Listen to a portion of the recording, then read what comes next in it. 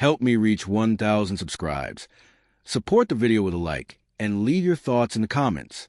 I read every comments. Thanks. James never thought humiliation could be so quiet. It didn't come with shouting or obvious cruelty. It came dressed as humor, wrapped in a smile, delivered in front of people whose opinions still mattered to him.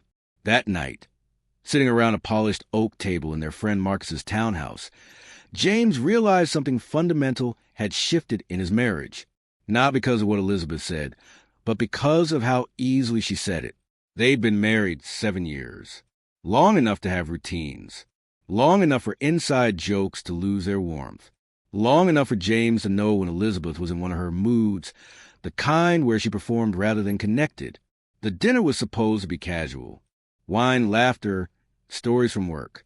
Elizabeth had insisted on hosting part of it, the rest spilling into Marcus's place across the street. James wore the navy blazer she liked, the one she once said made him look dependable. That word used to feel like a compliment.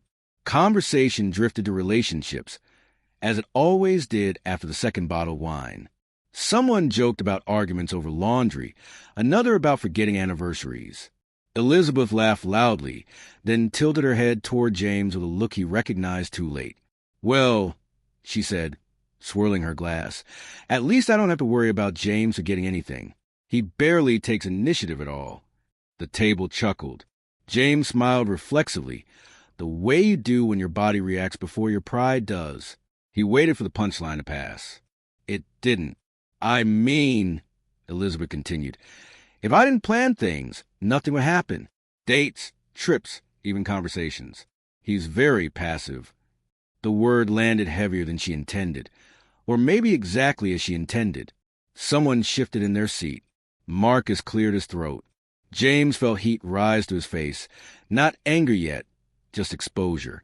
Elizabeth kept going, listing small moments as jokes.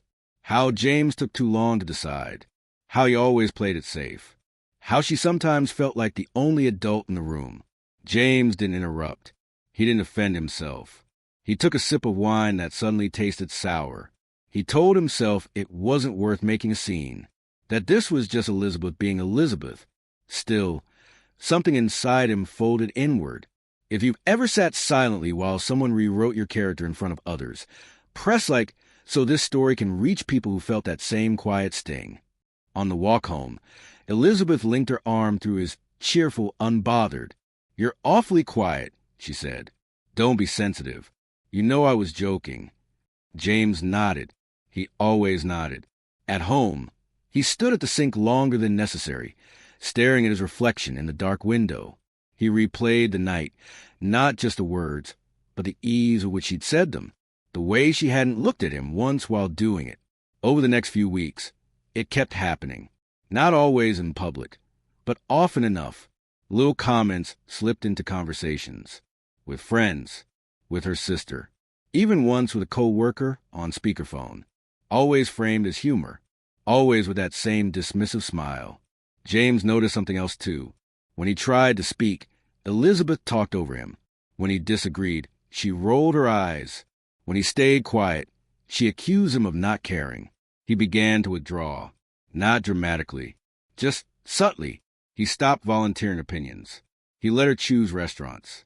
He let jokes land without response. Elizabeth seemed to interpret this as proof she was right. One evening, after another gathering where Elizabeth had mocked a career choice as safe but boring, James drove home alone. He didn't turn on the radio. He let the silence sit with him. He asked himself a question he'd been avoiding. When did he become someone it was acceptable to belittle? Pause for a moment and tell me in the comments. Was Elizabeth joking, or was this something else entirely? The answer scared him because it felt obvious. James didn't want revenge. He wanted balance. He wanted Elizabeth to understand how words could shrink a person without ever raising their voice. He thought about confronting her directly, but he knew how that would go. Tears, deflection, accusations of being dramatic. He'd seen that movie before. So he waited. He started paying attention instead. To Elizabeth's insecurities, to what she valued, to the version of herself she carefully protected in front of others. He noticed how she lit up when praised for being competent impressive, admired. He noticed how deeply she needed that image to hold. James didn't plan anything elaborate. He just stopped protecting her from herself. If this story is reminding you of moments you never spoke up about, type the word "seen" in the comments. Sometimes naming it is the first step. The opportunity came sooner than he expected. Another dinner, another group, another table where laughter flowed easily and respect could be lost just as easily. James sat back, listening, calm on the surface, heart steady in a way it hadn't been in months. He knew exactly what he was going to say, and this time he wouldn't be joking. The dinner was louder than the last one. Different house, similar crowd. James recognized the pattern immediately. Elizabeth thrived in rooms like this, where attention floated easily and conversation rewarded confidence. She wore a fitted black dress, carried herself like someone who expected agreement. James sat beside her, relaxed, observant, patient. He didn't feel angry anymore. That feeling had burned out weeks ago, replaced by something steadier. Conversation drifted, as it always did, toward careers and accomplishments. Someone asked Elizabeth about a recent project at work. She spoke confidently, explaining timelines and decisions, painting herself as the engine behind every success. James listened. He nodded at the right moments. Then someone turned to him. "So, James," a man across the table said, smiling, "what's new with you?" James took a breath, slow and deliberate. "Not much," he said evenly. "Still doing what I do, keeping things running, supporting where I can." Elizabeth laughed lightly. "That's James," she added, always in the background. The room chuckled. James smiled too, but this time it reached his eyes in a way that surprised even him. "Yeah," he said, setting his glass down. "I've always been good at that, making sure things don't fall apart. At home, especially." Elizabeth turned toward him, amused. "What do you mean?" James shrugged. "Just that balance matters. Someone has to keep track of details, handle consistency. Not everyone shines under pressure the same way." The tone was still casual, polite, but something shifted. A few people leaned in.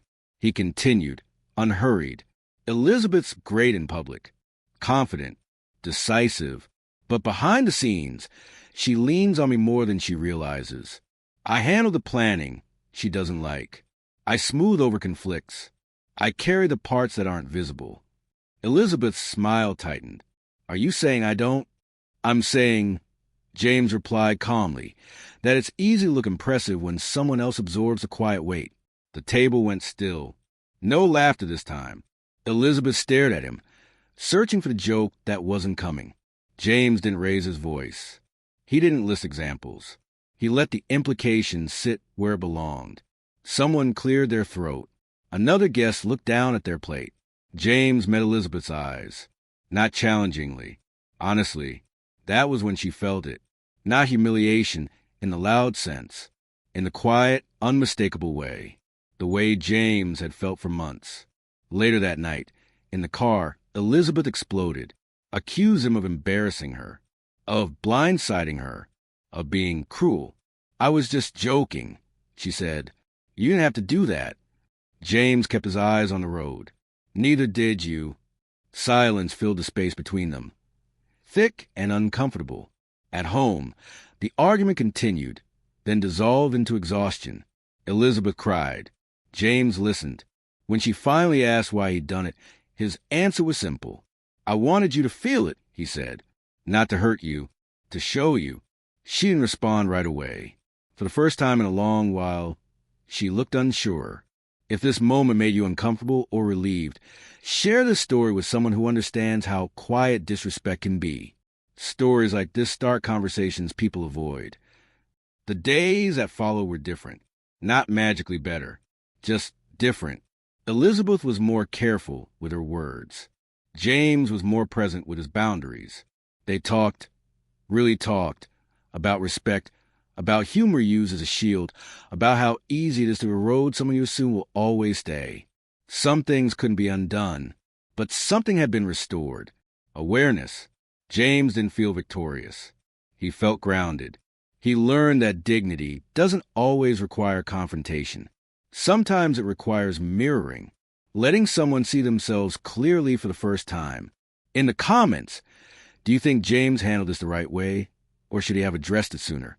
Let's discuss honestly. Weeks later, at another gathering, Elizabeth spoke about James differently. With care, with acknowledgement. James noticed. He appreciated it. But more importantly, he no longer depended on it. Respect, he realized, begins the moment you stop accepting its absence.